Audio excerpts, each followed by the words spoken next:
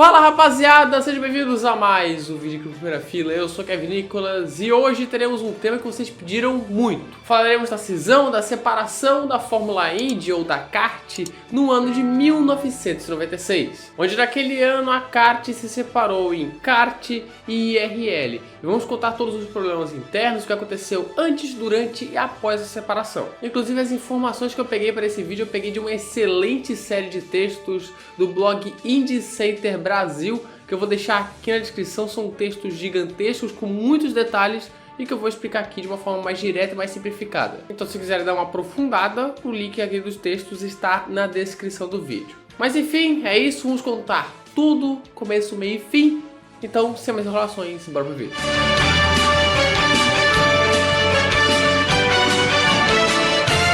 Vamos começar lá nos anos 80 para ter um pouco de contexto. A Fórmula Indy, que nos Estados Unidos era chamada de Kart Championship Auto Racing Teams, vinha crescendo de uma forma muito grande. As receitas aumentavam de ano a ano e eram equiparáveis até a Fórmula 1, cara. Sim, o negócio era muito pesado. A audiência estava estourando, foi um crescimento de 50% de 85 até 89, os patrocínios estavam grandiosos, enfim, era uma época de ouro. Só que tinha um problema, esse crescimento financeiro e até mesmo de público e de audiência vinha prejudicando o lado competitivo. Isso pois as equipes grandes faturavam mais a cada ano e aí a distância entre elas e o restante do grid era maior. E as equipes grandes eram as mesmas, Penske, Galles, Patrick e Newman Haas. Já as equipes pequenas sofriam e a cada ano tinham mais dificuldade, com equipamentos ultrapassados, problemas financeiros e por aí vai. E tínhamos o Autódromo de Indianápolis que estava em apuros. A cada ano a audiência das 500 milhas de Indianápolis caía cada vez mais. E lá para 1989 ela já estava ameaçada pela Daytona 500 como a maior corrida dos Estados Unidos. Foi então que em 1990 foi anunciado o novo presidente do Indianapolis Motor Speedway, o IMS. O nosso querido e odiado Tony George, que na época era o presidente da USAC, que era o órgão que geria ali as corridas dos Estados Unidos. Ele chegou lá para recuperar o peso e a relevância das 500 milhas de Indianápolis, que a cada ano tinha corridas menos interessantes,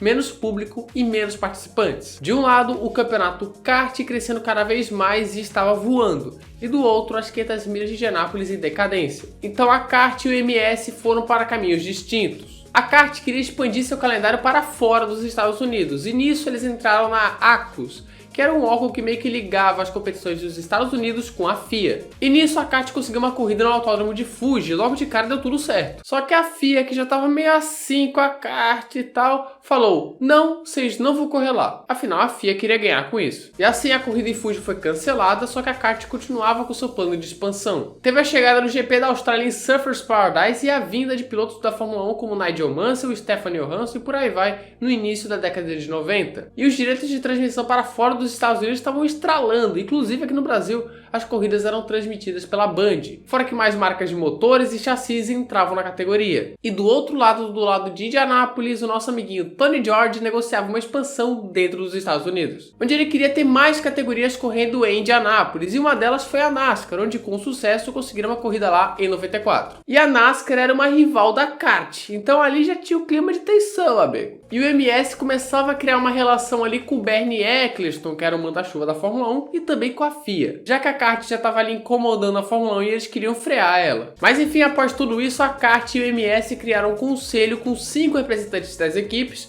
mais o presidente da kart, William Stokan, e o presidente do IMS, Tony George. Só que não ia para lugar nenhum esse conselho, porque as ideias deles sempre eram opostas. A kart queria aumentar os custos e expandir para fora dos Estados Unidos, e o IMS queria baratear os custos e focar nos Estados Unidos. E nessa crise, o presidente da kart renunciou e veio para o lugar dele Andrew Craig, que era apadrinhado pelas equipes. E o nosso amigo Tony George, vazou do conselho da kart e criou a IRL, a Indy Racing League, em 1994 e que começaria em 1996. E como diria Galvão, vai se criando um clima terrível, velho. A IRL, segundo Tony George, seria uma categoria muito mais parecida com a NASCAR, que teria a exclusividade das 500 milhas de Indianápolis e que seria muito mais barata e acessível de entrar. Só que a kart olhava e falava: isso não vai dar em nada. Enquanto isso, na kart, a Penske batia o recorde de gastos e varria a temporada de 94, onde a equipe inclusive venceu as 500 milhas. E aí, meu filho, com os motores Mercedes da Penske potentíssimos,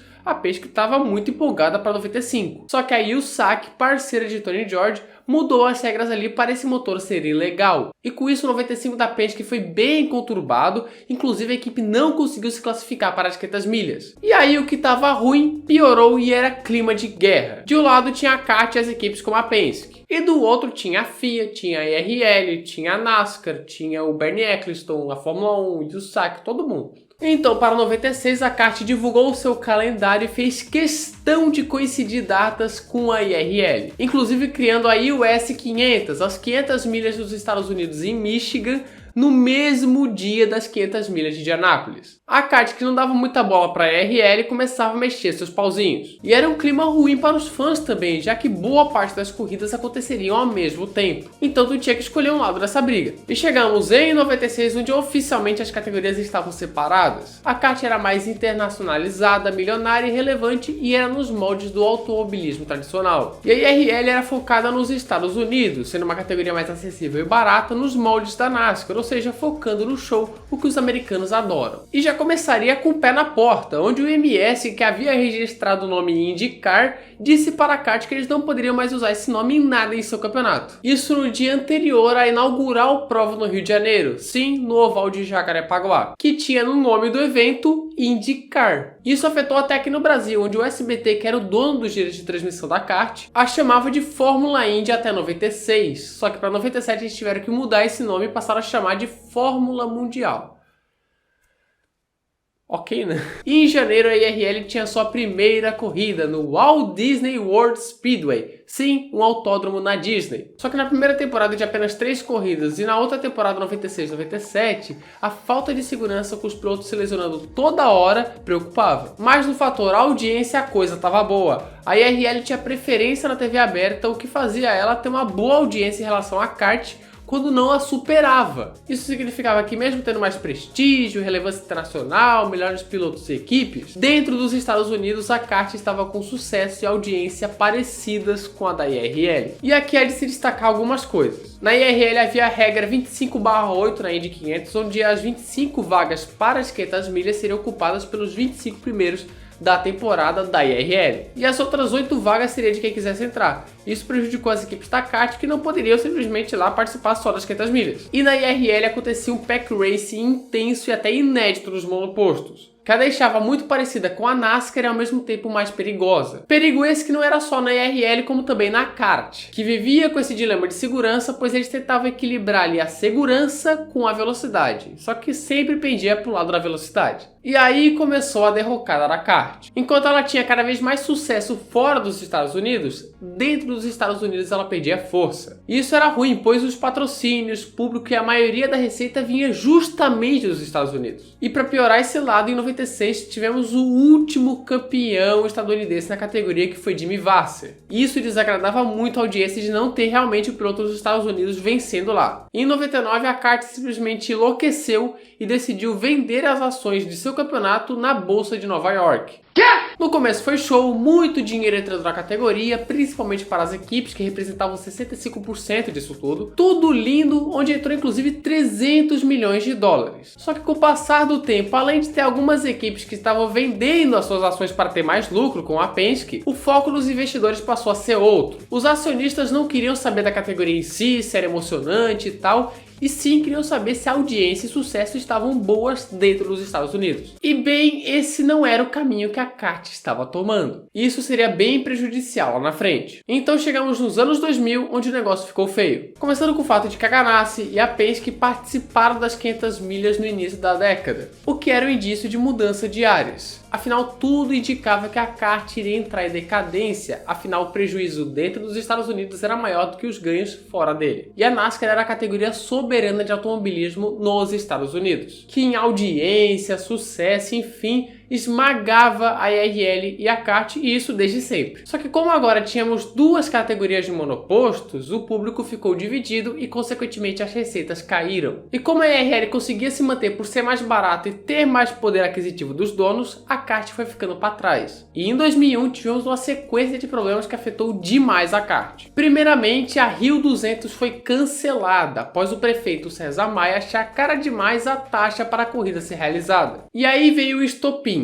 a prova no Texas, onde após os treinos de sexta, os pilotos sentiam tontura e até perdiam a consciência na pista, pois a força G era tão alta e por tanto tempo que os pilotos não aguentavam. Isso continuou no sábado. Isso era porque esse era o circuito com maior inclinação que a kart tinha corrido até então. Por motivos de segurança e muitos acidentes, a prova foi cancelada. Eu não preciso dizer que isso deu um baita prejuízo, né? A kart teve que cobrir todos os custos e ainda por cima pagou 5 milhões de dólares para o presidente do autódromo do Texas. Enquanto isso, a IRL era apoiada pela Fórmula 1, que voltou a correr em Indianápolis, fruto daquela parceria com o Bernie Ecclestone, e também pela NASCAR, então a IRL estava suavona. E ainda por cima vinha recebendo as equipes que migravam da kart. E na kart, mais problemas. As equipes que forneciam motores como Honda e Toyota abandonaram a categoria em 2003 após novas especificações. Com isso, a Cosworth virou a fornecedora única da categoria.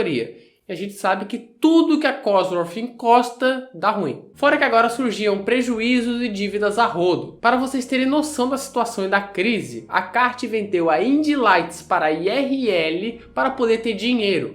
Acabou o dinheiro.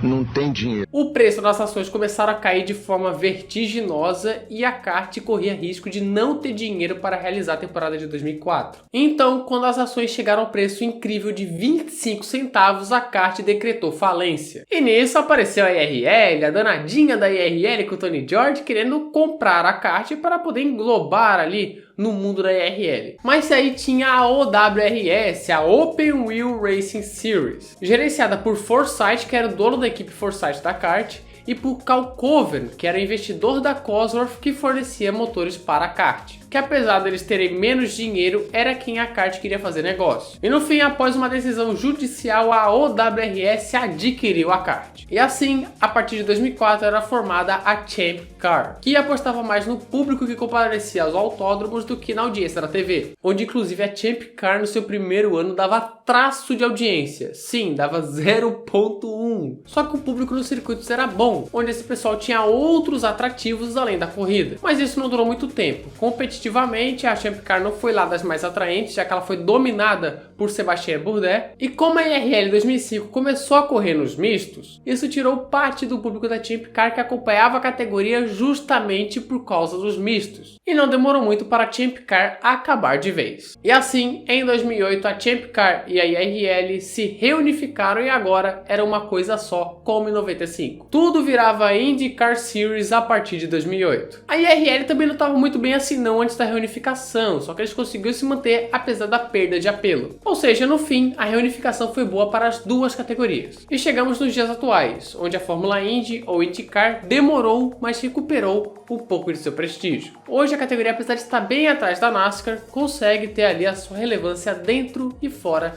dos Estados Unidos. Hoje a Indy 2022 tem sua maior audiência em 19 anos, muito por conta da popularização da Fórmula 1 nos Estados Unidos, que trouxe novamente a atenção para a Indy, e conseguiu se recuperar então do drama dos anos 90 com a separação e dos anos 2000 com a decadência. E creio eu, as coisas vão melhorar ainda mais. Enfim, essa é a história da cisão de IRL e kart, que a gente resume aqui para a Fórmula Indy em 1996.